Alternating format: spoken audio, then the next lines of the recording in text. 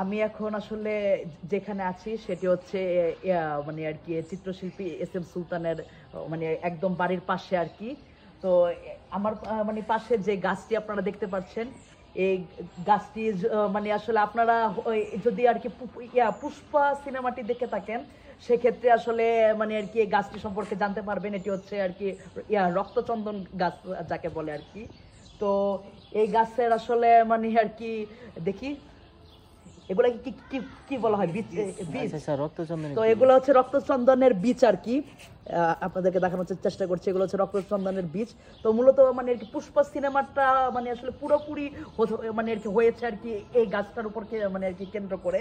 তো এই গাছের আসলে এটুকু ডালের দামও কিন্তু অনেক টাকা, আর পুরো গাছের মানে আসলে দাম কিন্তু কোটি কোটি টাকা বলা যায় আর কি। তো আপনারা যদি কেউ এস এম সুলতানের বাসভবন বেড়াতে আসেন অবশ্যই এই গাছটি মানে আর কি দেখে যাবেন।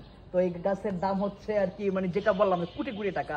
আর যারা হচ্ছে পুষ্পা সিনেমা দেখছেন তাদের কাছে কাছে তো আসলে মানে আর কি তারা জানেনি, তাদেরকে আর মানে বলে মানে আসলে বুঝাইতে পারবো না এই গাছটা আসলে কত দামি। ধন্যবাদ।